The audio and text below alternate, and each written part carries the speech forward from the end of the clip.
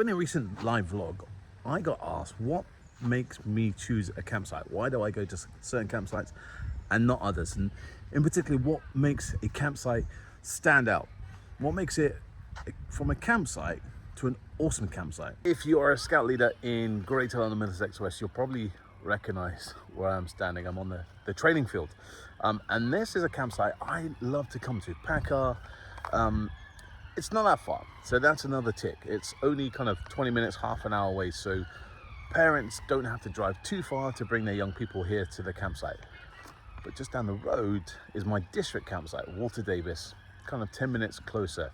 But what makes Walter Davis different to Packer, all right? So why do I not go and support my district campsite? I do. I love my campsite. I do. My district campsite is amazing. I love it. It's small. It's what we want, but it depends what camp I'm doing, all right? Because facilities wise, it's got what we need. It's got some indoor accommodation, it's got indoor kitchen, but it doesn't have that many things to do. It has archery, it has crate stacking, a bouldering wall. Whereas if you come to Packer, there's a whole load of stuff. There's loads of stuff. So many things I can't remember off the top of my head, and I'll list them. I'll put a little screenshot here. But that's not what I'm thinking, right? What makes a really good campsite? I've got a list here. So if you ever camped at Packer, you know that this ground here is rock solid. It's not the best ground for tents, so you have to bring your really hardcore anchor tent pegs. It's well known. And that's something I always consider, is the ground condition. Is it rock hard? Do I need to bring some special pegs? Is it muddy? So the condition of the camp fields is something that you should consider. Now, I'm not really bothered about this, but I do know some leaders, this is on their top of their thing, and it's the cleanliness of the toilet block. Is it looked after? Is there a crew that goes round cleaning the toilet block, or is it you, the scout leader on camp, you have to go and clean the toilet blocks? Are they well maintained? Do they get blocked up? Is there nice toilet paper? Do you have to provide the toilet paper? Are the showers there? Is it clean? Are the spiders there? So that plays a part from an okay campsite to an amazing campsite if the toilets look good. So something that changes the campsite from a campsite to an amazing campsite is what can you do? What things are there to do? Okay, maybe you just want a small little field. You're doing a back to basics camp, but if you're doing something to excite the young people, you know, maybe you're doing a family fun day and you need things to do. Is there a variety of things to do? Is it traditional things in scouting? Or is there some really cool things that you don't always see at a campsite? You know, Packer, they've got underground cabling, they've got the 3D swing, they've got high ropes, laser tag. Laser tag in the forest is just amazing. So that's what makes Packer an amazing campsite. It's just, there's so many things for you to do. And it's relatively good. It doesn't cost that much if you budget well. Something else to consider is something like here. The distance from the car park to your camping field. Can you drive to your campsite? Can you unload your van on your location and then drive it away?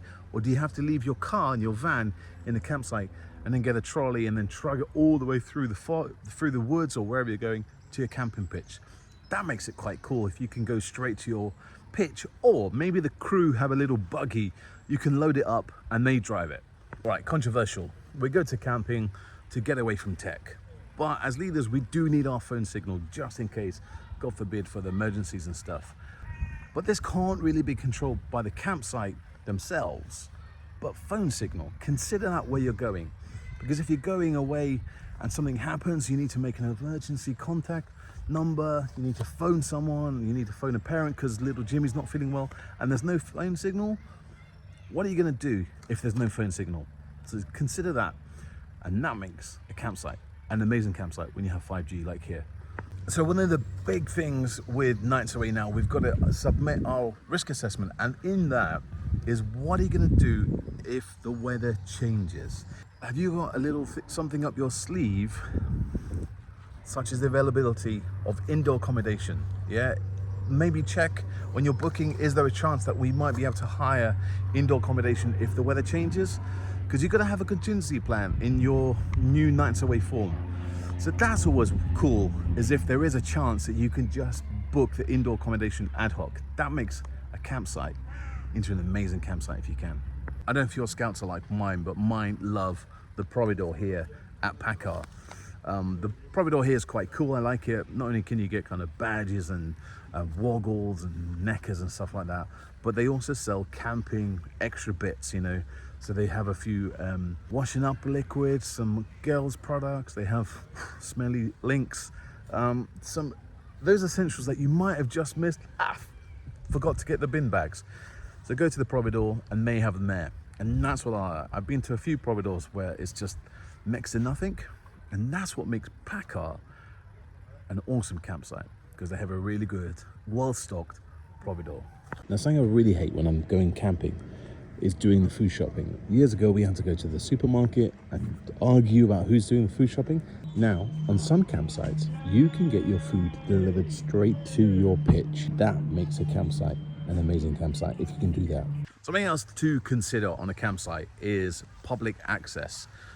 Other public boundaries around your campsite that you might have to think about. You're going to have to risk assess that. What happens? Are the public allowed through the campsite?